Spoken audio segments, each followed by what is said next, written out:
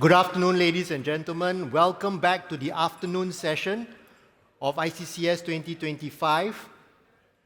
This is the room for breakout number 4, and we are very pleased to be able to have this breakout session on fostering a resilient digital ecosystem in a multicultural society. So if that's what you signed up for, fostering a resilient digital ecosystem in a multicultural society, which is quite a mouthful, this is the room to be in. And we're very glad to have you all here today. And I'm very glad we have this panel here. And my name is Benjamin Ang. I'm head of the Center of Excellence for National Security, which is the research center at RSIS that focuses on cyber threats, digital disinformation, foreign interference, and polarization. So I really have a very deep interest in this, and I'm very glad to have these experts with me today. Today we have with us Andri Kusumo from Google and Benjamin Lee. And if I can introduce them briefly before they speak, you'll understand why I'm really looking forward to hearing from them, because they're going to give a very good range of perspectives on this question of resilient digital ecosystems in social cohesion. So Andri is the APAC engagement lead of trust and safety at global engagements at Google. And in this capacity, he's been leading engagement strategies on online and content safety with safety experts, policymakers, industry leaders, and civil society groups. And he's got experience from both the private sector and from the government sector. So we're really looking forward to hearing what you have to say. And after which we'll hear from Ben Lee, whom I'll introduce later. So over to you, Andri. Thank you, Ben.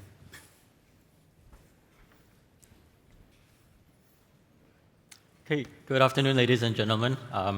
Thank you so much for joining us today, and I would also like to thank RSIS for the opportunity here for me today. Ben has eloquently introduced my background already. So my name is Andri. I'm the APAC lead for Trust and Safety Global Engagements at Google. Before I start, I guess I want to share with everyone what exactly Google's mission is, right? So when we're known as a tech company, we do a lot of things, but our mission is essentially to organize the world's information and make it universally accessible and useful. So what this means is we want everyone, all of our users, to have equal amounts of access and also access to useful information, right? And how do we improve this is by using AI. Right? AI can help us deliver on that mission of Google in ways that it's once might seem impossible, but still beneficial to us all. So just a couple of examples of how we use AI in all of our Google products. I'm sure everyone is familiar with Gemini, right? Gemini is the more kind of direct generative AI chatbot, image generation, video generation. This product has been quite well known to some in the last couple of years, but in fact, Google has actually been an AI company since 2016. So what I mean by that is we've been instilling AI into a bunch of our different products, right? So one that is very commonly used by everyone is Gmail, right? So we assist with workplace business users each month. There's about 2 billion plus at the moment, about 3 billion plus total users. And if you look at the screen, if you're typing something on Gmail, if you're replying an email, there's a bit of a predictive text that comes up, right? This is also AI. Okay? Another one that is commonly used by all of us every day, Google Maps. So we've got 250 million plus businesses and places registered on Google Maps. It's something that you kind of use without really thinking so much, right? My commute this morning, yesterday, open up the app, try and see what's the fastest way to get here. When you look at all the predictive routes, where the traffic is going to be at this certain time, that is also all AI. Okay, I won't go too in-depth into the technicalities of AI and programming. I myself is not, a super tech-savvy programmer or engineer, but traditional programming used to be rules-based. I think this is something that some of us might have encountered during computer class, decades ago, when you're trying to make a HTML website with bolded lines here and there, and that's how simple websites used to look, right? So if I want to program a cat back then, these are the information that I would input. Okay? So what is a cat? It's an animal, it's got 4 legs, 2 ears, fur, yes or no, very, very direct type of variables. Okay, then 2012, a wave of neural networks emerged, which got people a lot more excited about programming, about generative works. You can see the difference in the previous slide and now. Here you can just kind of say, this is a cat, this is not a cat. You feed information to the system, and then that system or that machine can then tell you if this is a cat or not. Okay, now the landscape has changed and evolved a little bit further. So AI can now be generative, like I mentioned. So you feed a model or a machine a load of information, right? Go read this huge pile of books. And then you ask the machine, what is a cat? And then they will tell you, a cat is blah, blah, blah, blah, blah, based on all the information that has been fed into the system, into the model, right? So this is the kind of the upgrade of Gen AI or AI in general. So all the images that you see on the right-hand side of your screen, it's all AI generated, right? So it makes it possible to create endless new content in a range of mediums, right? It can be video, it can be image, it can be text. And it's getting increasingly difficult to also kind of discern which is a real image and which is not. I'm not sure if folks here are familiar with a Will Smith video that surfaced in 2023 of Will Smith eating spaghetti. It was just a video of Will Smith eating spaghetti that is completely AI generated. So you can see all the mess that he's making, the spaghetti and meatballs flying everywhere, his hands are multiplying here and there. But then last year, an updated version of that video actually came up, surfaced again, and it was a lot cleaner. You can see very clearly what Will Smith is doing, eating his spaghetti. So that just shows how much can change in a short period of time. Okay, but there's also some good with AI. AI is also detecting floods before it's too late. So some examples here, they can kind of predict the weather, climate change, and warn societies or warn cities and towns that may not have access to this type of information in advance. So here in Singapore, we're also optimizing dispatch and deployment of emergency medical resources. Fun fact, when I was doing my national service here in Singapore, I was actually part of the Singapore Civil Defence Force, and I had a stint as an ambulance medic as well. For those who might not know, the time between the alarm sounding off in a fire station and us reaching the victim is 11 minutes. So as much as we can, we need to hit that 11-minute period. And it's increasingly difficult because we need to know where the ambulances need to be stationed, which areas are more prone to road traffic accidents or different types of issues. So now SCDF is also using AI to kind of digest all that data that they have and then come up with more optimized ways to deploy their ambulances. Okay, and another one, improving cancer detection, right? This is also increasingly useful in areas that are quite rural, that might not have the medical capabilities, and that might need a second or third opinion from these doctors themselves. Okay? Right, however, our researchers have also mapped some misuse of multimodal Gen AI to help build safer and more responsible technologies. So our researchers are taking all this data and all this information and obviously trying to fix these issues. It's a little bit small on the screen, sorry, but if you can see, the left side of the graph kind of maps on the type of online harm or the type of issue that they would like to kind of inflict in these types of platforms. So if you look at the first one, opinion manipulation correlates straight to disinformation, defamation, for example, which also correlates to harassment. So these are the type of ways that these bad actors are continuously trying to feed online harms into your experiences on a day-to-day basis. Okay, quick question. Does anyone recognize this image? Just a quick show of hands. Okay, some confused or unsure faces. This is an image of the Pentagon. So this image was surfaced in 2023 on social media platforms. It shows the Pentagon being attacked. Right? There's a huge ball of flame, and it literally says that there was an explosion at the Pentagon. So when this image came up, resurfaced online, the stock market kind of crashed a little bit, in reaction to this piece of information being spread around online. But it's not a real image, right? So large explosion near the Pentagon complex, May 22nd, 2023, as you can see on the timestamp, or the date stamp rather. And this just goes to show that the nature of misinformation and content is evolving. It's always been easy to spread mis and disinformation on online platforms, even word of mouth. But now, with the technology evolving and making it easier for people to generate images or videos that are fake or unreal, it's now we as tech companies and as users have to deal with a new set of problems, right? So what is it that we are trying to do at Google to kind of protect this, right? So we want to maintain our goal or mission of providing trustworthy information, which is the bit that I shared earlier. So we also have a very strict set of principles that we have when we are dealing with our AI products.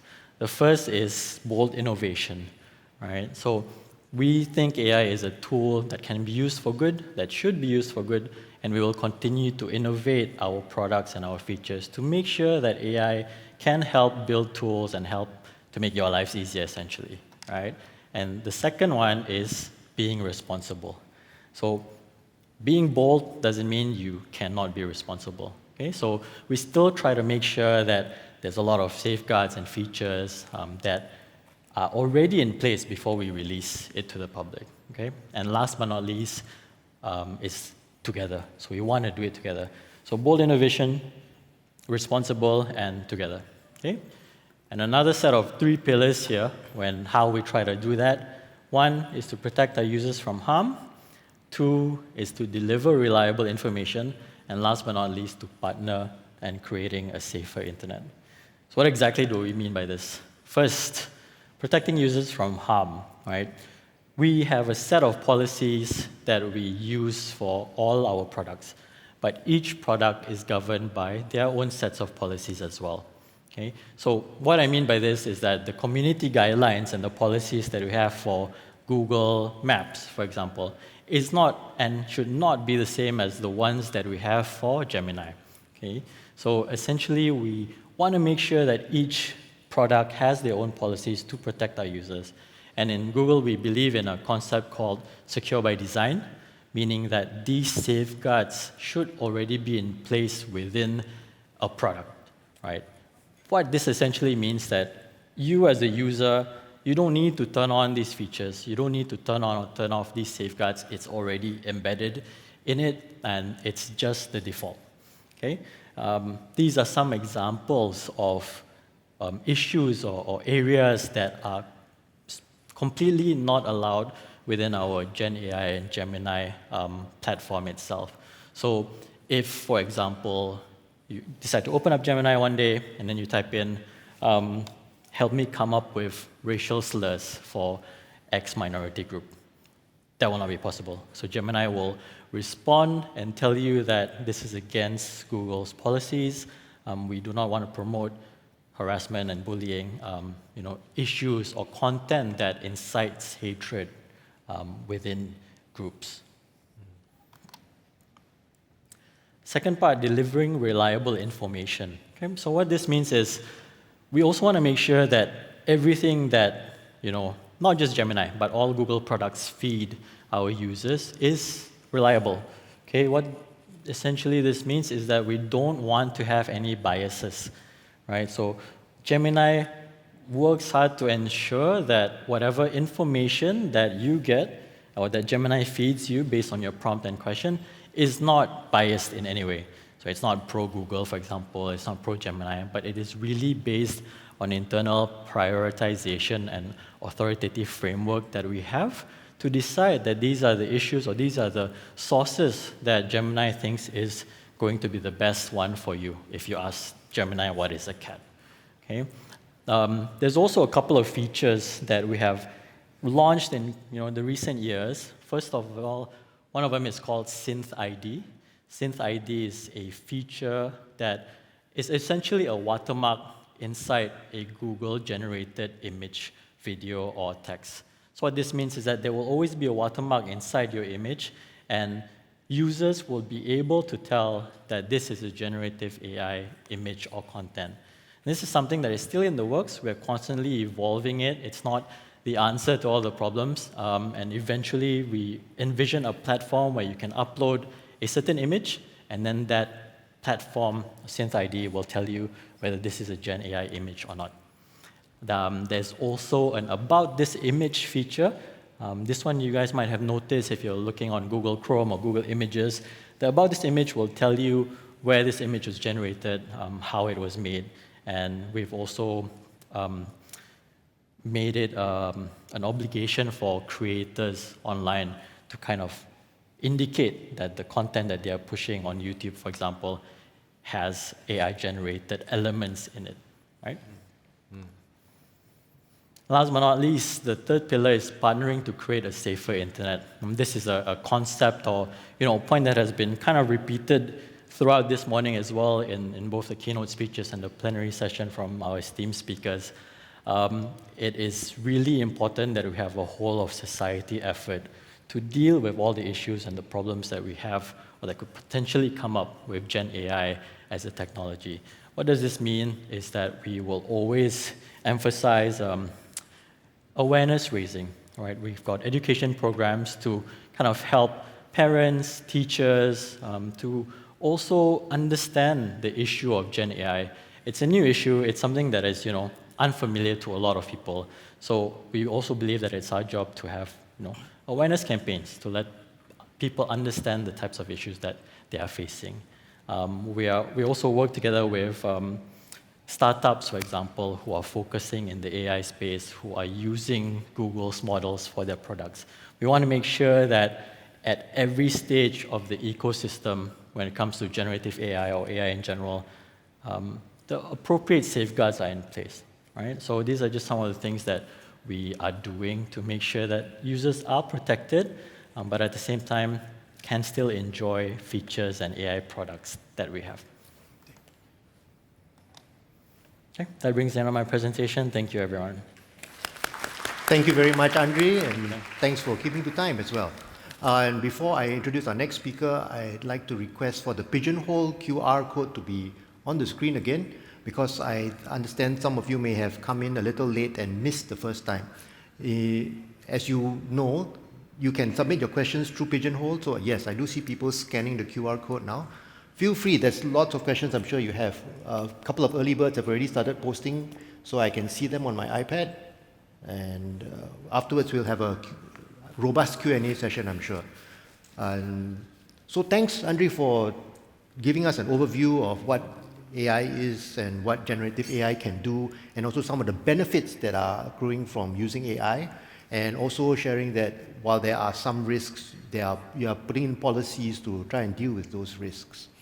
So to now dive deeper into some of the problems that you are spotting, and also to give a very direct and personal view on this, happy to invite Benjamin Lee, who is the head of commercial and marketing for Beach House Labs. But you may also know him better as Mr. Miyagi, who, if you've been on the internet in Singapore for long enough, you would have seen him in very many platforms with his own unique brand of comment and views. And right now, in addition to that claim to fame, he's lending his expertise to helping brands and organizations to communicate effectively with strategic communication, both in the public sector and private sector, and with a couple of very successful documentaries and programs so far. So I'm looking forward to hear what you have to say, Ben. Yes. Thanks for the introduction. Let me translate Benjamin Ang's introduction of me. I'm the resident troublemaker in Singapore. So One of the things that I was mulling over when I was invited to speak here today was what makes me qualified to talk about digital resilience. And I thought the best way possible is to talk about my own personal journey through the analog age to the digital age as well. And I also made a promise. You'll be glad to know that I will only throw Google under the bus one time. Thanks, man.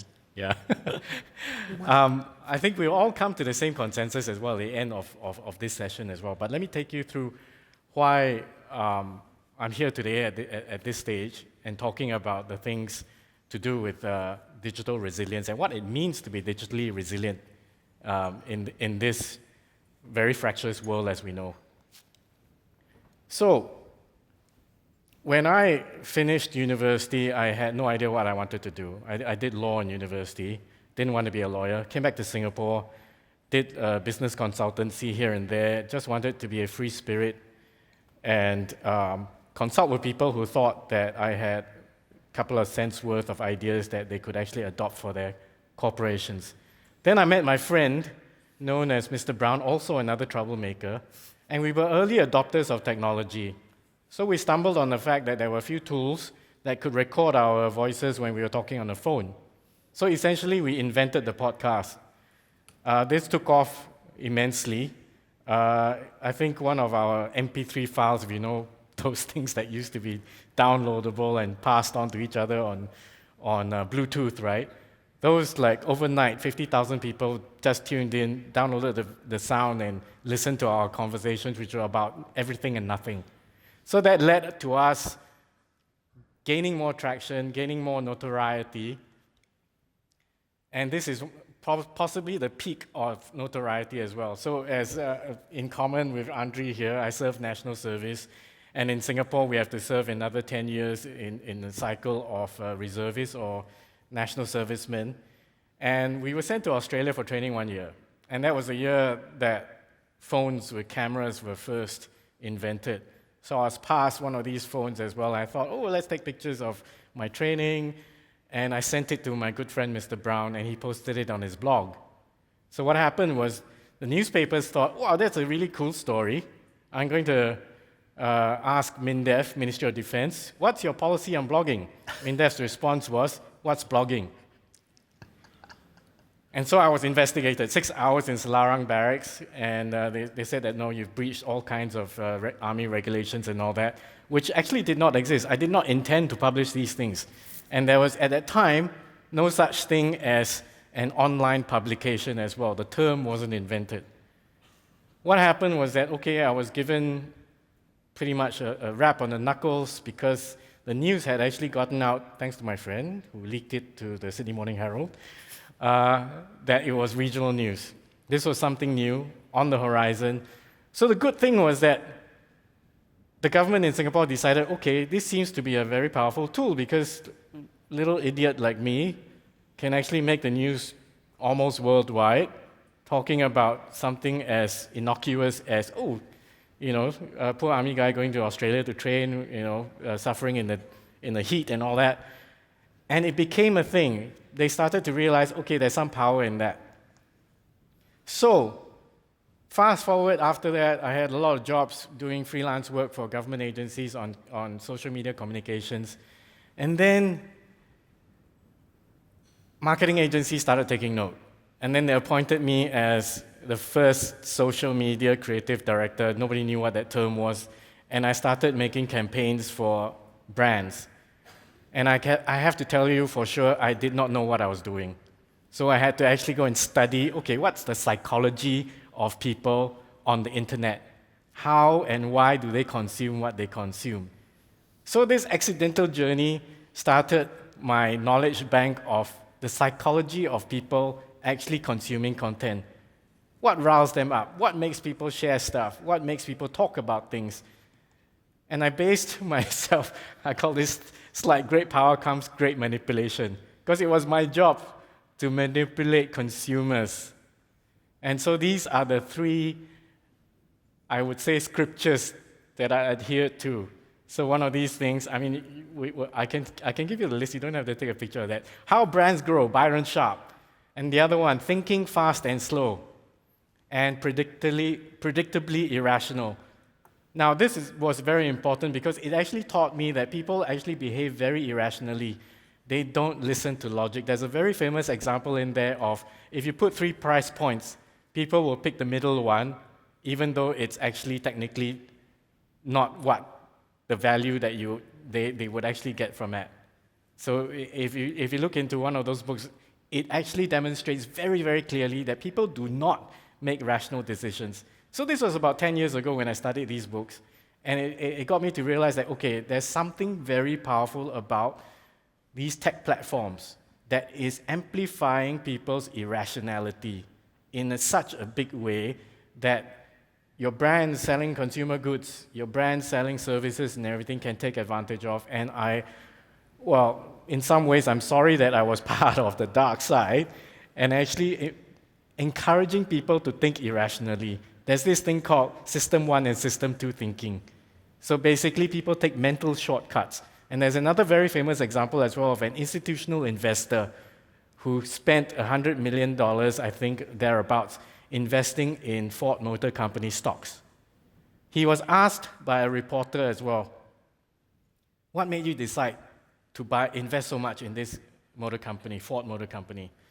And you would expect him to answer something rational, something technical, by saying that, the stock was underrated, it was below value, and there was a lot of opportunity for growth. Instead, his answer was straight, simple, shortcut. He said, they make nice cars. So therein lies the problem that I guess I had the good fortune of stumbling into and realized that, okay, actually we have a greater responsibility to it. Now, as I was saying earlier, I was born in a time where everything was analog. And we were also born, in the 60s, that's how old I am, just before independence. We were all, I think in the earlier plenaries as well, we were talking about how we organize ourselves as societies, right? With the colonial powers departing, we had the chance to actually decide for ourselves, okay, how are we going to organize ourselves? So Singapore had one model, Malaysia had one model, Indonesia had one model, and we heard in the last couple of days as well what those models were. So these were competing brands, to use marketing speak. So how did we actually get out of this tumult into peace, prosperity, and also harmony that we know today? And that's the question that we need to answer with all the tech platforms as well.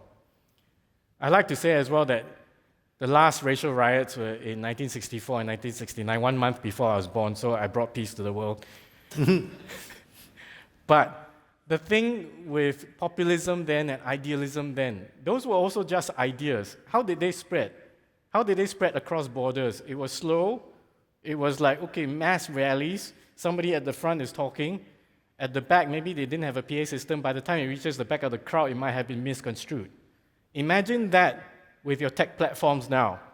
How fast can misinformation spread? We've heard that. At the same time, though, how fast can accurate information spread? Now, that's our job, to make that happen and take advantage of the tech platforms as well. So it's all not doom and gloom.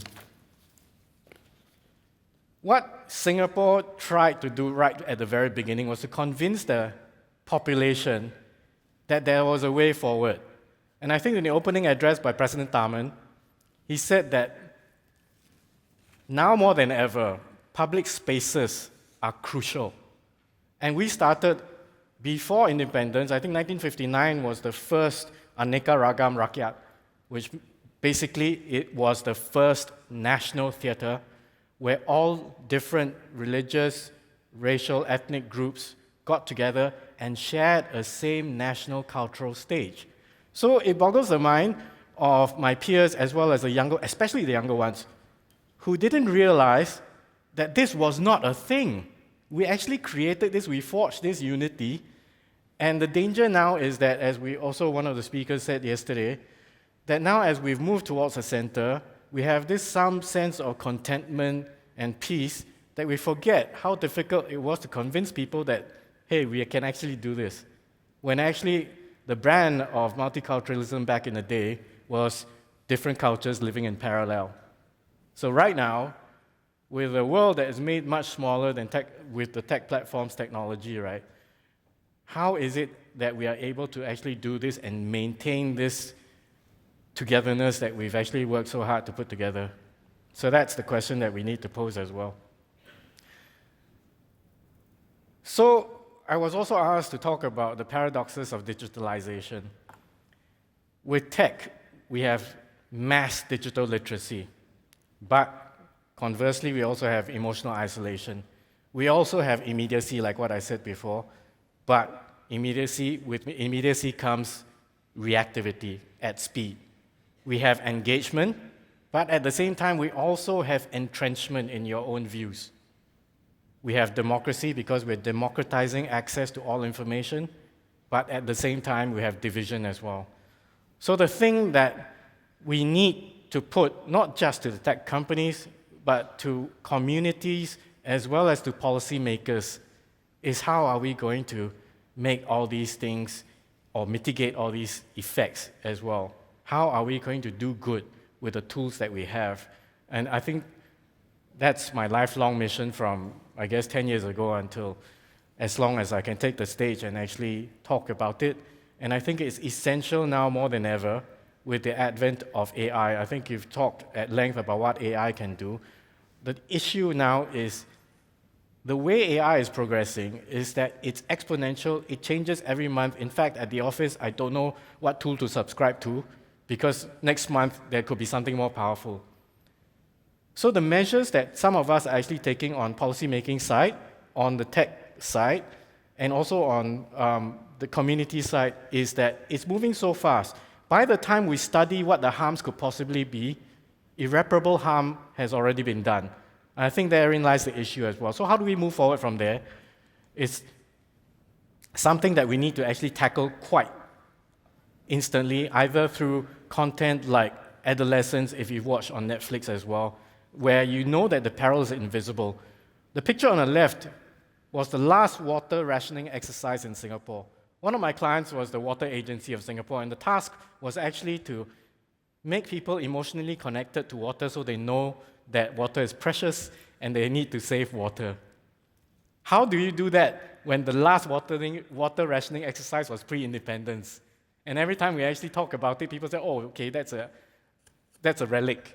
It's not immediate anymore. So it's invisible and it's not immediate anymore when you talk about the peril. Same thing happens when there are online harms. There might be tools to actually say, okay, I'm going to do something when I see that this is actually going to do harm. But there are some harms that are actually long-term. Say, for instance, you know that, okay, algorithms are going to serve you beauty products when it notices that you've been posting selfies, for instance. And you know that, okay, that might be a body image harm for young teenagers as well. But if you stop that already, the harm has already been done, and it's long-term because it builds. You take it home. Nowadays, you take your devices home with you. If you get bullied in school about how you look, when you go home, it doesn't stop there because you're already bombarded with all these things if you continue to use the devices. So the conditions do need to change, and I think that there needs to be some kind of a crucial compact between tech platforms, community groups, and government. First up, starting point in conversations would be more transparency in algorithmic outcomes, before we even talk about AI, for instance. Secondly, cultural and religious literacy, and I had the benefit of working with institutions like MCCY to talk about religious literacy. You'll notice that on social media in Singapore government, we put out a lot of cultural education information, and this is one step forward as well. And then next comes nimble policy making. So the challenge to policymakers and to platforms is, what can we do to create an algorithm of good? Is there such a thing right now? Can we start building it together? So this is a conversation that we can have. I think there will be interesting questions that have already been posed in the Q&A. You are absolutely right. There's already just coming in hot and fast. Awesome. Thank you very much, Ben, for sharing that.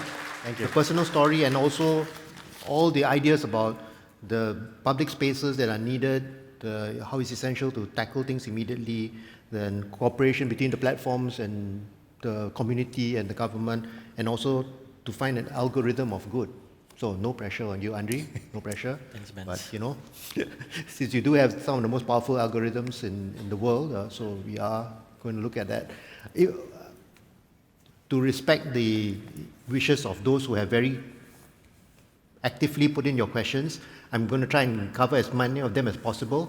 I'll just tell you right now that mathematically, I don't think it's possible to cover every single one, but we'll try and combine a few of them to make it coherent. Also, if you look at this whole topic as a whole, because you want to leave this room knowing that you've hit your KPI, right? You actually attended and you got what you wanted. We've looked at the benefits of AI and digital technology platforms. We looked at some of the harms, and we're also going to look at some of the possible solutions. So there are a couple of threads of questions. One of them is about misinformation. We'll do that later. The first one was an interesting one, which is about bias in data. And so I've combined a couple of questions. One is about how do we ensure that the information provided by AI is accurate? And don't flash the questions yet. And the global data that AI is trained on reflects many societal problems, inequities, biases, colonialism, patriarchy, dominance of particular region. How can we avoid that being replicated and increased by AI? And how do we ensure AI is trained on clean data? Related to that is a question on if there are biases in the data sets, then how can the output not be biased? There's a lot of questions. And how do you protect against AI poisoning? I think that's, Andri, sorry, that has to be a question for Google. But I think also there is probably on a community level, there's some responses, right? So after that, we'll talk about the misinformation and disinformation questions, of which there are quite a number as well. Yep. I'm buying time so that he can think about the answer. And after that, then we'll talk about things like, the direct question is, how does all of this relate to multiculturalism and social cohesion and policy trends? Because there are a lot of people involved in policy making. So, is it a good time to talk about? Yeah, sure, man. I can take that question. So basically, how do we ensure that there is no biasness in the data that we are feeding the large language models that run AI, and who actually decides whether the data is the right or accurate data, right? That's one question that I believe all tech platforms and all social media companies have to deal with, because there's a very common conception that you are essentially the arbiter of truth, because you as a tech platform will then decide what is considered as harmful, what is not, what level of bullying or harassment is too much, and so on and so forth, right? But I think what's really important to note is that how we are ensuring the AI is trained on clean data really emphasizes our work on the internal prioritization of data that we have. So with Google, there are four, we call it Google EAT, EEAT, right? So these stand for expertise, experience, authoritativeness, and trustworthiness, right? So I think as a tech platform, we need to kind of agree or recognize and realize that we don't have all the answers to all the questions. What does this mean? We don't have all the answers. And we also shouldn't be answering all the tough questions that require a certain level of expertise and experience. So a very good example that I can use is issues relating to body positivity or suicide and self-harm, for example, right? Are moderators in a tech company able to decide what is too much and what is not, right? So we take it seriously from the policy development level, right? At the start of any introduction of product or introduction of data into large language models and AI systems, our set of global policies that we don't just make from scratch. We obviously have to consult, discuss with academia, safety experts to decide what is too much and what is not, what is acceptable and what isn't. And these kind of policies and frameworks will then guide us in deciding what exactly can be considered as clean data or data that is not biased. And the one thing that is very important with this point is that it's a work that we have to constantly do and constantly evolve, right? So what is considered harmful 10 years ago, for example, might evolve into something more sinister now and vice versa, right? So these policies that we have are constantly updated and upgraded to make sure that we are also up to date with all the potential online harms that can come up, okay? And with AI, one thing that we want to avoid is there's this term called AI hallucination.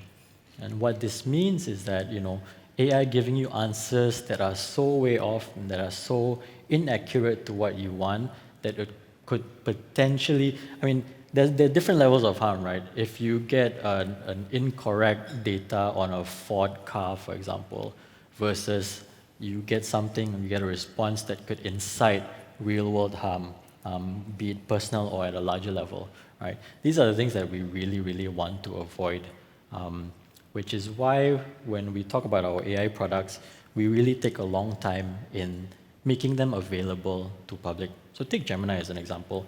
I think if I ask folks in this room, is Gemini your top choice for generative chat products, right? The answer might be no, because to be frank, Gemini was also released for public much later than the other chat generative products, right? If we wanted to, yes, we could have released it earlier, but the studies and the research that has to go in just needs to be super, super in-depth before we even have trust that it can be safe for our users ultimately, right? And even now, Gemini is still consistently being updated and evolving. Last month, we announced that Gemini will finally be open for children, right? But within a very strict set of limitations.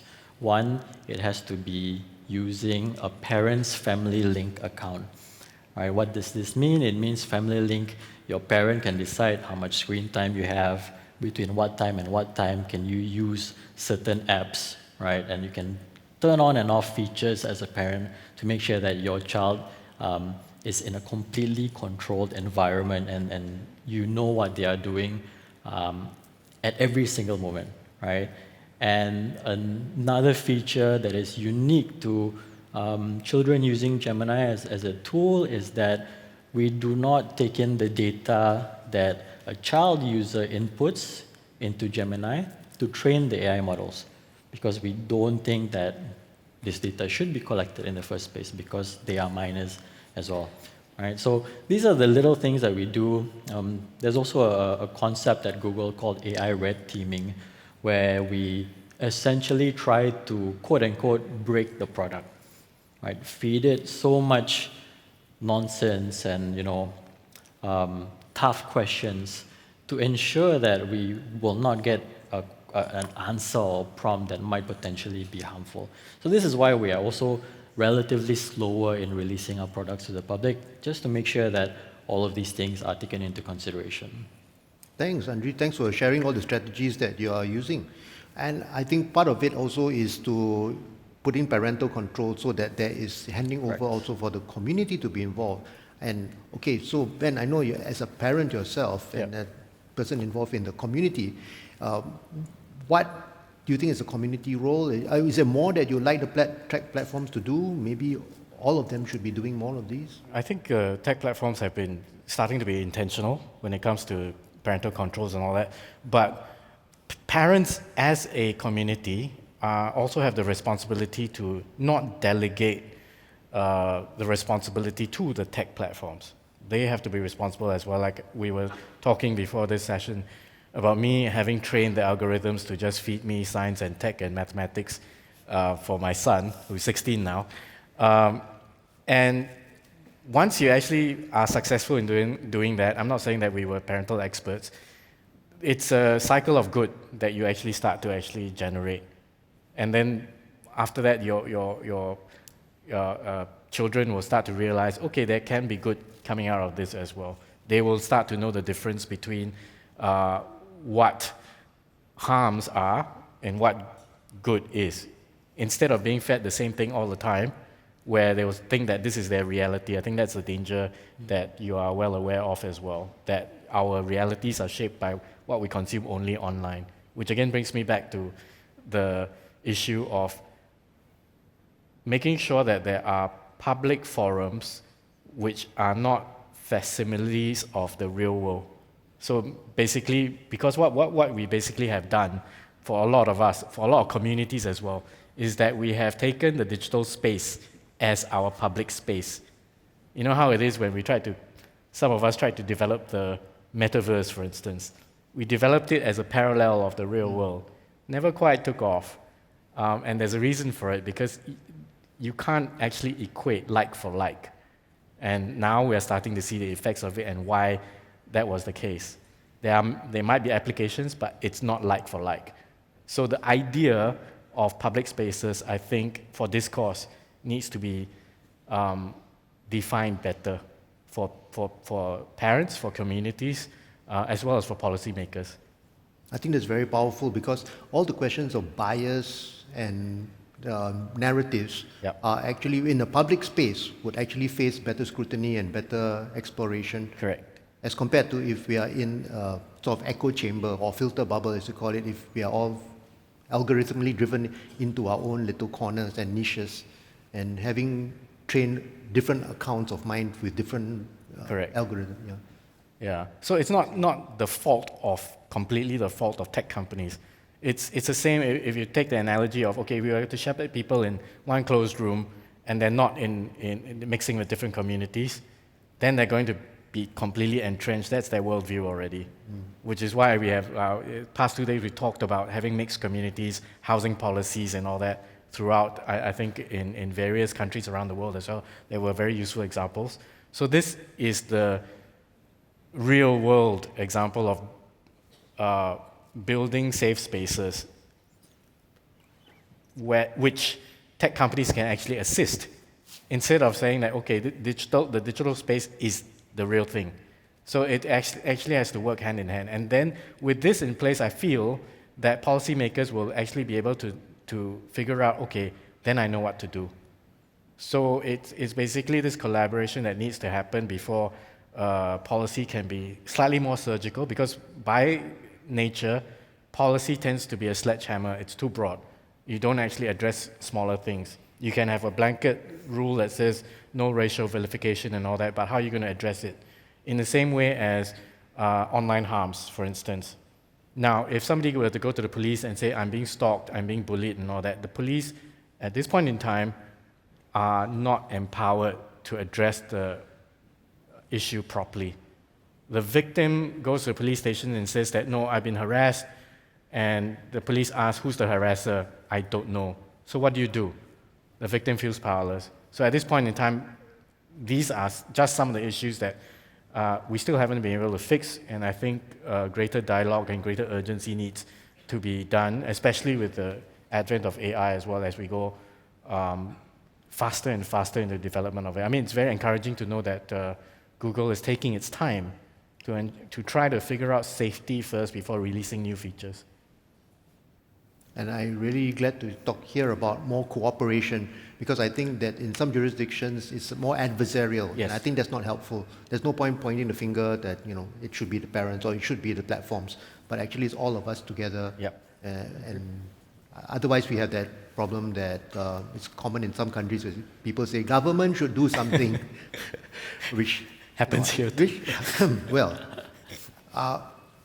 I'd love to talk more about the public spaces, because I think that's part of really the solutioning. But I also want to come to the questions on misinformation and disinformation. Yes, because we have actually, how do we ensure that information provided is authentic, given that traditional news outlets can't differentiate between real and fake? Oh dear. You can flash that one up. Huh? How do we ensure as a collective society information provided is authentic? This is there's also a couple of other ones about misinformation. Goodness, how can we ensure that all the information provided is accurate? What regulation can you take note on when using AI and not use it to manipulate this information? My goodness. Can I answer this first? Yeah? Yeah. So go ahead. So, short answer is cannot. For now. It's very hard to distinguish between real and fake news, or rather, distinguish the response to real and fake news. And one of the reasons why I'm still employed is because I've been advising clients, public agencies, that it's in the storytelling. There's a Swiss psychologist called Jerome Bruner, and he postulated that stories are 22 times more effective than facts alone. So even if your fact is true, if you don't put it in a nice narrative, it's not going to work. That's human psychology. Technology just amplifies this part. So when people take mental shortcuts, it's very important to know what makes them take mental shortcuts. So if you're the arbiter of truth and you believe in your own truth, and there's enough trust in the government that the government is telling the truth, how are we going to couch it in narratives? You can see a lot of examples in Singapore government comms as well. We're starting to do films. We've been doing films for the last 10 years because it works, because people latch onto it. Case in point, how do we get people more aware about diabetes? Make a kung fu film. Then gold standard is in doing a community survey to see how many more people were aware of diabetes, the dangers of diabetes. And luckily for my job, I kept my job because 15% uptick in awareness based on that from the previous year when they just put out statistics. So at this point in time, the solution is still, okay, if you have the means, if you believe in your truth, then invest in proper storytelling. Why does K-drama, K-culture have such traction? Each of their production and entertainment companies have at least 20 writers to craft the stories. That's why they're taking over the world in popular culture as well. So this is something actually to think about as well. If you can't combat fake news by just stating that I'm telling the truth, the other side is going to say that I'm telling the truth as well. So how do you compare? So it's in the narrative as well. And I think the other thing to note as well is that the number one driver of engagement online is rage and basically discontentment. At the very far end, on the other end of the scale, is contentment. So peace, harmony, and everything will never get any traction unless you tell a story of an arc. You started from war, you ended up with peace. That's a story that people want to listen to. So that's one thing that my small part is in actually doing this. And perhaps, back to the question that I posed about, can there be an algorithm of good? Can there be tech companies saying that, okay, this is actually doing a good thing because communities will be more peaceful to each other. I'm going to promote this kind of storytelling. And then we can actually talk about how we can work together for that. Yeah. Thanks. If I might add, Ben, just going back to Ben's point on, why people post things online. I think you also mentioned the psychology of people just sharing content online and rage baiting to get more engagement, for example, right? So going back to the question of misinformation, I think as tech platforms, and I'm sure social media companies as well, they try their best to, as much as possible, capture these types of misinformation spreading before it goes viral. We are also using AI as a positive tool to digest large amounts of data to be able to discern mis and disinformation. And this is something that the human moderators back in the day would not have the resources or capabilities to do at such a large scale, right? So that's one way of us trying to tackle online harms. And there's also AI bots now who can just constantly push out mis and disinformation. So we kind of always have to play catch up and make sure that we can suppress things before it gets viral, before it gets more exposed to users. But going back to your point, then for algorithm, for good, right?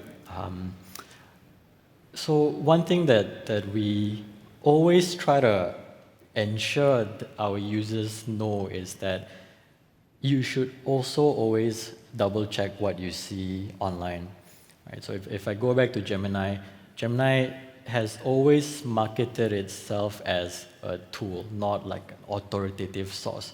So check the sources, try and read everything as much as you can as well. And there's also user feedback where you can kind of give feedback to Gemini based on the results that you are getting to decide whether this is the type of feedback that you like and or don't like, and you can give your reasons why as well. And one of the reasons is if you don't think it is accurate information, right? When it comes to having a set algorithm for good, I think one thing that is also important that we really try to balance is also the freedom of speech of our users and the freedom to kind of post or consume content however they want to. We don't want to be prescriptive in that sense, to kind of feed, quote unquote, good content that may or may not be good in other people's eyes in a way, right? Or entertaining or enjoyable in that sense. So I like Ben's idea or Ben's point on how he creates his own algorithm for his 16-year-old boy, for example. And this is the type of empowerment that we like to give our users in a positive way also, right? So as parents, as much as we can, be as involved as possible in our child's time online. Ben's example is a great one. And also, as a society, I think we also should actively do it for ourselves as well. If we want an internet algorithm that is fit for our own benefits and needs, then do it in a certain way, like how you would like to see the content, right? If you like cooking videos, then continuously watch cooking content so that it can be fed to you as well. So it's the plus and minus, I guess, of personalization in that sense.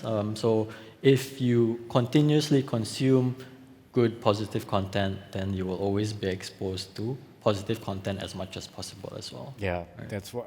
As you were speaking about promoting good content, right, and good reaction or responses on the internet, the psychology of the user is reactive on social media platforms. So how do we avoid having people being sucked in by rage baiting and responding immediately? Yep. I mean, perhaps that's hypothetically, that could be something built into platforms in the same way as our radio stations in Singapore. There's a 5-minute delay when you take live calls, right? Just to avoid any profanity. So maybe it's like, okay, you're going to respond to this already, and say, for instance, one of the platforms will say, okay, there's a 5-minute delay here. 5 minutes later, ask you, do you still want to post this? Something like that. Yep. I mean, that's just hypothetical, but it also slows down. And like what I was saying about the psychology of people taking mental shortcuts, asking them to make a rational decision in the spur of the moment is the hardest thing. They're not going to. Yeah. But if you give them that timeout, 5 minutes, are you going to say the same thing? Yeah. Maybe that could be a solution. I don't know. Yeah, I mean, interestingly enough, I do know some social media platforms who have that in place as well. So before leaving a negative comment, so there's keywords that they might have. That's right. Yes. Leaving a negative comment, a prompt will come up. It will ask, "Are you sure? Right? Is this really what you want to say?" Essentially, right? And these types of prompts or delays, like Ben mentioned, can calm you down as well in a way, right? Like, because obviously when you're commenting, it's always in the spur of the moment, based on some adverse reaction that you might have to the user, to the creator, or the content. But yeah, that is definitely one method I know some social media companies have implemented. Yeah. And in fact, this is very similar to what the banks have done to curb the number of scams. Indeed. Because it used to be very easy to transfer large sums of money, but now they've started to put in more friction into the process. And maybe that's going to help with System 1 and System 2 thinking that even though instinctively we tend to react to rage, then something can slow us down. And I like the idea that we're not really, that human nature is something that it's not good, we're not going to change. We're not going to change thousands or millions of years of human development, but to basically how can we guide it using processes like that, technology developments to improve, and as a society also to help. So, okay. So other questions here? Of course, the question is on regulation. Should there be more regulation? A whole bunch of questions on should there be laws? Should there be greater legislation and safeguards to AI? And rather than leaving free market tech companies to decide what is good and what safeguards are needed, You can flash that one up. And a whole bunch of, are the global policies set by tech companies too general? Should they be more localized instead? Talk about regulation. I can start. And, should there be greater regulation and safeguard? I think Ben mentioned earlier that it tends to be kind of a sledgehammer effect or a blanket regulation that might or might not address the issues with AI or with any other new upcoming technologies.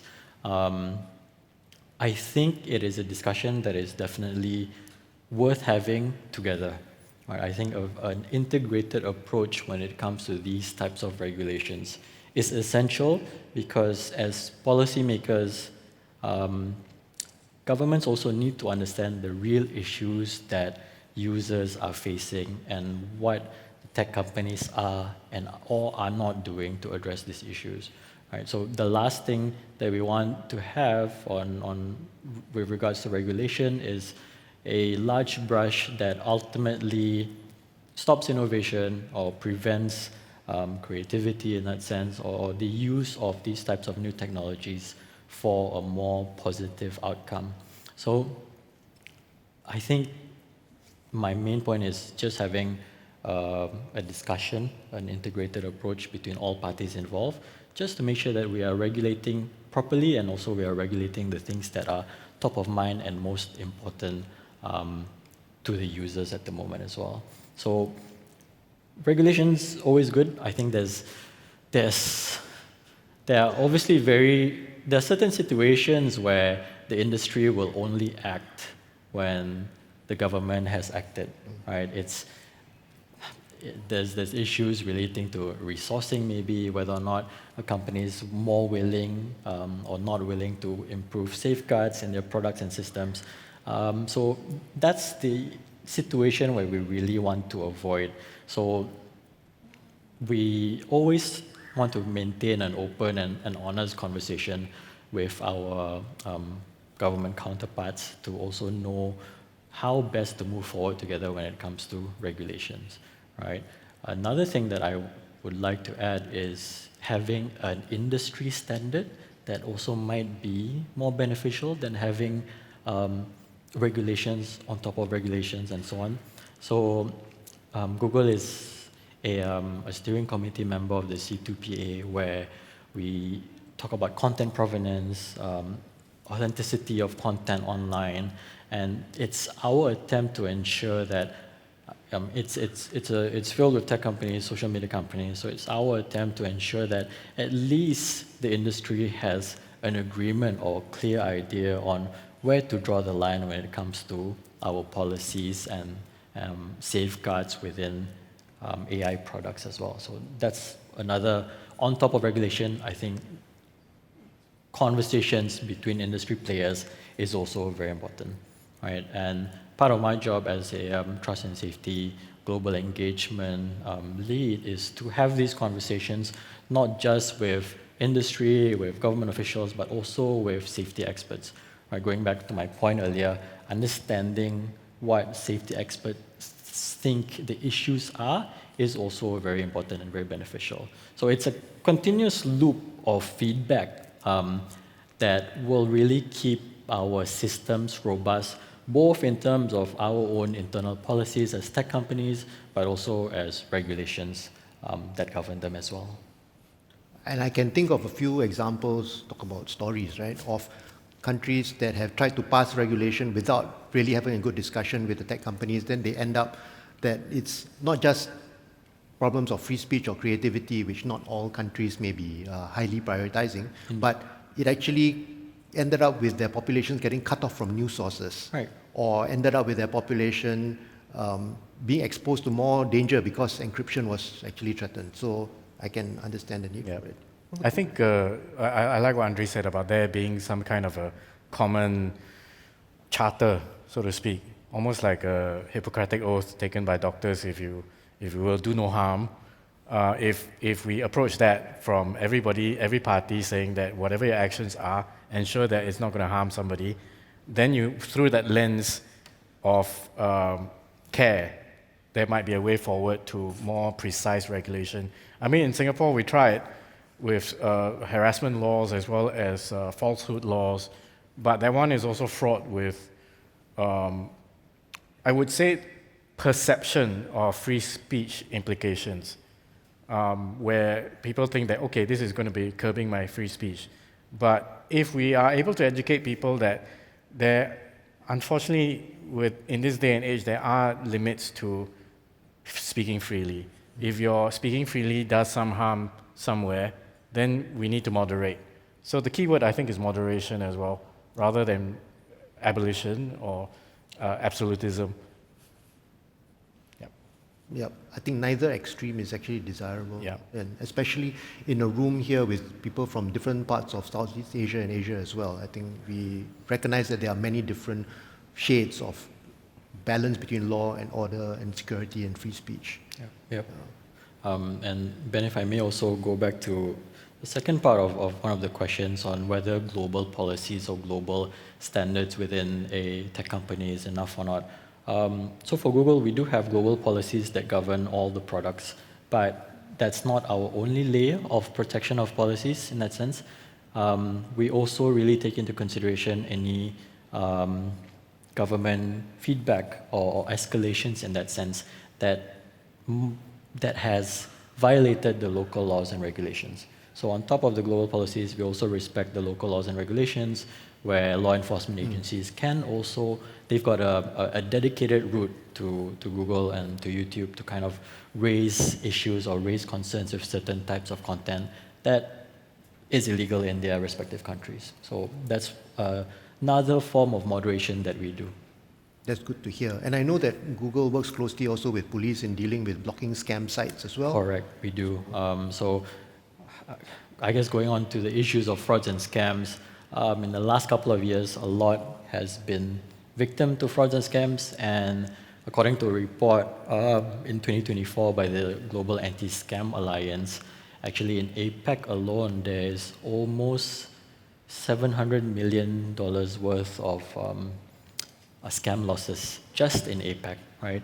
And you might think as a country with maybe a higher level of digital literacy, we might be more aware to online frauds and scams, but in reality, not so much, right? Even the most educated folks can also fall victim to scams.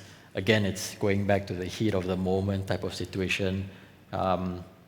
If I see a concert ticket that has been slashed price-wise and super FOMO, I need to go see Taylor Swift, for example, I might just on the spot and get it before someone else does, right? But this kind of stop and think situations, you can kind of forget in the heat of the moment. So we do work together with the Singapore Police Force, with GovTech, to make sure that our models can also capture scammy websites, for example, scam accounts.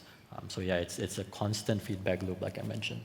And this brings us again back to that question, right, about the tendency that we have to act quickly rather than slowly, because it's just built into us. Naturally, we want to respond when we think there's something that's important to us, whether it's rage or whether it's fear of loss. So the ability to actually make use of this, and I'm trying to circle back to the fact that we are in a conference for cohesive societies, so let's not just dwell on the bad news. How we can actually use this knowledge to build that cohesive society. I love this question here because it starts with a statement. When technology is guided by moral discernment and spiritual values, it can contribute significantly to societal well-being. So how do we ensure that our values, our aspirations, and our needs are integrated into the design, development, and use of technology? And how can the knowledge and experience from scientific and religious communities contribute to this process? I love that question. So that's the one. And a question related to that is, how can local communities play a pivotal role in fostering a resilient and inclusive digital ecosystem, especially within multicultural societies? Right? Oh, wow. Okay, so... there's even a suggestion that educators could create bite-sized contents for people. But I know, back to the safe space, algorithms for good. I think safe spaces, community spaces. I think the beauty of being in Singapore is that, like, on one street alone, you have a Buddhist temple, Catholic church, a mosque, Hindu temple, all in one row. And it's this kind of variety, as well as, I don't know, it's just, when you walk down that street, you'll know what I mean. And you already have that. Now, to document that and to tell the world that, hey, this can actually happen in real life, and to keep amplifying that, I think that's our job, I guess, as Singapore as well. That's why we're having this conference here, to show the world that, hey, this is actually possible. And to keep showing that possibility is the job that needs to be done. I work at actually a film production company that does mostly documentaries. And I like to tell people that, no, I'm not just here to entertain people. There's a purpose to it, and the purpose is actually making sure that as many people as possible are educated on as many groups in their region as possible.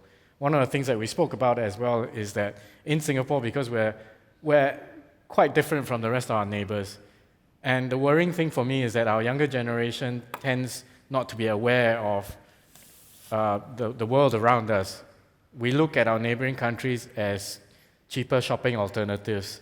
And that's kind of worrying, because we're actually not looking into the cultures a lot more, the differences that make us a more colorful region, and the understanding also that there are differences, even within our own society and also in the region as well. We're organized differently. How can we live together in a society in Singapore as well as with our neighbors as well, without causing harm, without over-consuming things that will cause harm in other markets, for instance? All these things need to be put out there. And it's our job to actually use the technology to actually put it out there as much as possible, as opposed to rage baiting and all that. Again, bringing back to K-dramas, K-pop, and why is it taking over the world? Why is it so popular? Why is it that it's something fun, enjoyable, it's a love story and all that? How come it's doing so well? So not all doom and gloom. You can build positive stories on the platforms if you want to. So I think the starting point is intention. Yeah, I completely agree. And that was actually the point that I jotted down as well, Ben, just to utilize the technology, the ease of virality and the spread of content to users. I think keeping that in mind and remembering that there's actually now an easier way to spread all this good information instead of focusing often on the negative information.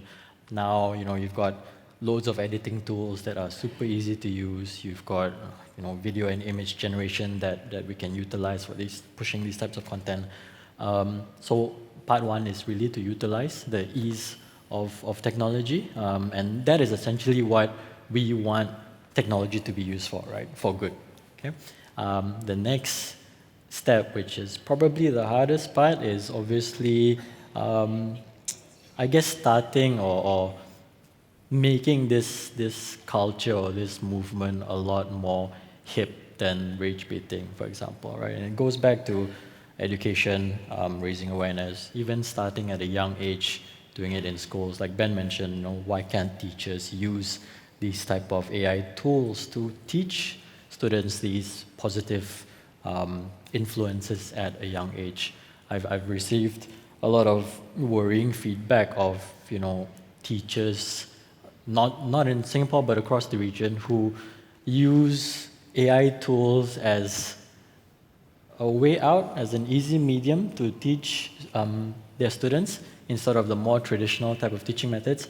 I think Ben touched on adolescence as well earlier. I don't want to spoil it for the folks here, but there's a scene in school where the kids are just watching videos, right? The teachers are not teaching. They just put on a video, sit at the back of the class, and then that's their form of teaching, right? And I think a lot of folks might also be using AI in that manner, right? So I think it really goes back on education, on awareness raising, to make sure that there's a society that is also keen to push these things that, as Ben mentioned, we kind of take it for granted being here in Singapore, right? Yeah. I think on that note on making things hip is also something that is within our control. I mean, who would have thought that the conclave to appoint the new pope was going to be so covered and all that, and it actually piques people's curiosity. Oh, so that's what they do. Oh, so that's what the chimney is for. So in the same way, you can actually make your content come alive. I know that there was a Buddhist group in Europe that's actually working with a neurologist to screen brain waves of people meditating on a big screen. And with that, there was a Buddhist monk DJ playing chill beats to actually encourage that, to collectively show that meditation is good for everybody, good for the world, good for the soul. And it's this kind of visualizations that actually will actually say, oh, okay, that's pretty cool. So there are tools at our disposal that actually can increase literacy. And I think literacy is key. Education is key to actually making people understand that there can be good to come out of technology if we work together, for instance. Indeed. Yeah. Agree. Yeah, because creating the content is one thing, and making sure that it gets to enough people also is partly in the hands of the platforms as well. So I know you don't want to be prescriptive in what moves out, but I'm sure that some help can be given to the content creators to basically be able to make their content more accessible. Yeah, for sure. So I mean, at YouTube, we've also got the Creators for Impact program, where we work together with our local creators, not just in Singapore, but in other countries as well, to help them push the narratives of online safety, focusing on things like harassment and bullying, things that our youths these days face a lot online as well. So I think these programs, it's just one of the many ways that we try to push and give a bit more of a platform to creators to be able to share this narrative in positivity overall. Well, we've been talking about youth, and it's really important, right? There's also a question here about the aging populations, because we must remember also that many of our countries are aging. So it talks about Singapore's aging population poses a unique digital resilience challenge as more upcoming seniors encounter sophisticated disinformation. How can we ensure there's already established digital literacy and which may be potentially outdated, prevents them from inadvertently spreading disinformation? I think the last part of the question is the important one. How do we proactively protect and empower the senior?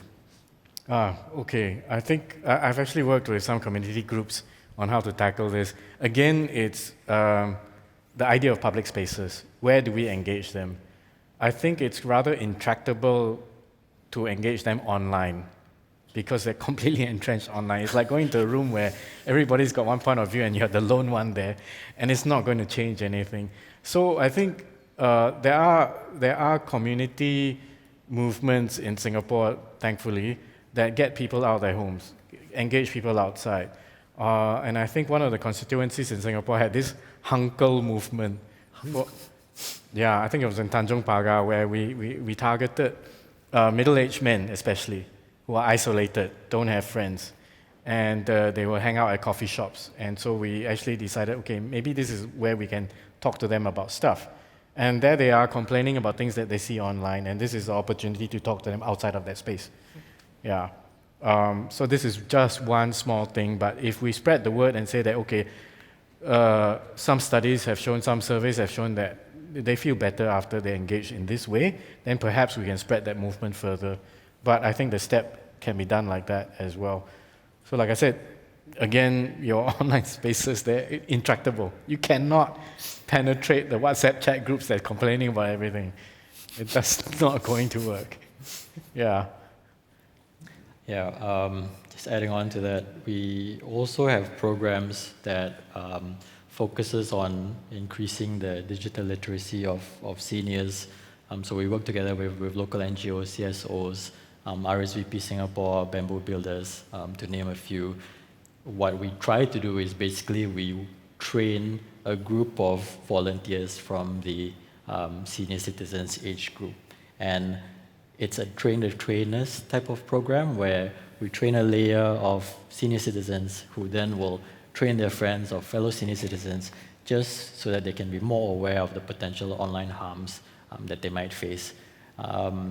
Yeah, like Ben mentioned, I mean, everyone is connected as well online, right? Even senior citizens can also be, scrolling on social media platforms and, consuming content at a large pace also. So for us, it's really important on the awareness raising side of the house.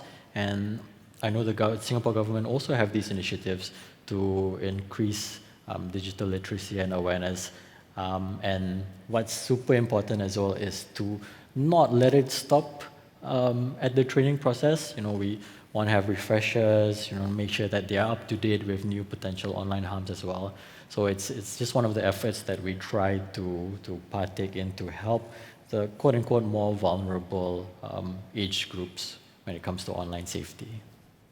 So it's very encouraging because I see community efforts, I see the platform efforts as well.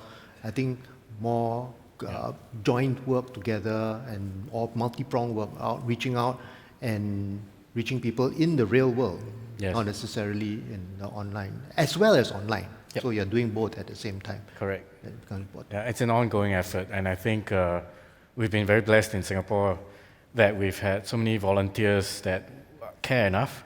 I think there was somebody shared with me last year that all it takes is everybody in Singapore to say, I will walk with one other person. I will walk that journey. I don't know where the door leads, but I'll walk with that person. I'll knock on his door and take him out and all that. All he needs is that person will not feel so isolated or be in his own bubble. That's a really powerful thing. Yeah, because it's that personal, it's the individual story that makes all the difference. And we are increasingly then creating that public spaces where we are able to communicate on a human level, not just on the tech. So, I don't know, it really coming back a lot of times, our conversation, to having this ability for interaction and be able to get people to learn more about each other, about each other's differences and similarities as well, whether it's between the old and the young, or whether less digitally literate and the more tech savvy, or even between races and religions. Yeah. And the combination of efforts that are being led towards this. So, as we wrap up, I think we've really been looking at how technology has brought us a lot of benefits, continues to be the promise of a lot of benefits. I'm going to kind of like give a sort of like brief wrap up before I hand it over to both of you to give your final words of wisdom to everybody. But if we look at the benefits, we also have been looking at all the risks and dangers that have come up, like disinformation, hate speech, bias, all of which can lead to breakdowns in social cohesion. And we look at example of riots in the UK that came up because of online spread of disinformation. There's actual real world harms that come from this, and not to mention things like cyberbullying, which you mentioned as well. So how are we dealing with it? You've mentioned the policy measures that you're taking, the technologies you put in place, content, and also we talked about the community efforts that are in place and the cooperation between the public sector, between regulators, between policymakers, the tech platforms, community groups, to work at solutions to this and to try to build better social cohesion in the face of all this, while keeping in mind that human nature, tends very often reacts very quickly to the negative first, then positive. So we need to be able to channel that into a positive result using what we know. Did I kind of like cover it? So as we come to the close of it, I'd like to invite Andri first and then Ben to, what are the kind of like closing words you'd like to share with everyone? Yeah, I think one conclusion that I would really like to bring our attention to, and it's again something that also has been mentioned in the sessions earlier today as well. I think the real emphasis is the whole of society approach to ensure that the cohesive societies remain and users are resilient to any uncertainty moving forward or changes in the landscape of online harms, whatever it may be. The idea is that having a multi-pronged approach on addressing these issues is super important, and the need for collaboration between policymakers, industry leaders, and community groups and users is important. One thing that we really don't want to do is to be in a silo, making decisions for ourselves that are only beneficial to, a small group or a certain group of community or societies, right? So having these open and candid conversations between these groups and working together to a common goal, right? Sometimes I think when you come from different groups, you forget what the common goal is, which is essentially protecting everyone online, right? And navigating through the uncertainty that it might have moving forward, right? So we're in a very interesting and exciting, landmark, I would say, in terms of AI or online technologies as well. The possibilities are endless for positives, and we need to work together to make sure that the negatives are also mitigated and nipped at the bud, right? So it's really something that His Excellency mentioned at the start as well. We've got an opportunity now to kind of create the path, right? Let's navigate all of this together, right? Instead of one by one on our own, and ensure that everyone reaches the common goal that we all want for sure. That's very cohesive. Thanks, man. Over to Ben. Okay, for myself, I think I'm going to probably slightly contradict what I said earlier about there being a need for a tripartite approach to this: communities, policymakers, and tech platforms. What I suddenly realized that in this room are a lot of community leaders, and they've all come here. It is an international conference. Your political systems may be different from ours. So you probably might have been thinking as well, okay, all good and well, you're talking from a Singapore perspective. Again, also, tech platforms may change. Technologies will evolve and change with time. But communities are the bedrock of people, and we're all intrinsically geared to doing good. So I feel that there is hope as long as communities see that they always weigh up benefit and harm, and you aim towards, you're guided by your direction towards good. You will be able to influence the tech platforms, you will be able to influence whatever political regime that you are living under throughout time, I think throughout generations as well, and that's always been the case. Your communities will outlast all other systems if you stand firm, stand strong, and always be there for one another. Well, thank you very much, Ben. And all the community leaders, I hope you take that encouragement. It's in your hands. We can do it all together. Yeah. So I want to thank our fantastic panel, Benjamin Lee, Head of Commercial and Marketing for Beach House Labs. Troublemaker. Head Troublemaker, Mr. Miyagi, Andri Kusumo from Google, and I'm Benjamin Ang from Center of Excellence for National Security at RSIS. Thank you all for your kind attention and all your questions, and we hand it back to the organizers. Thank you.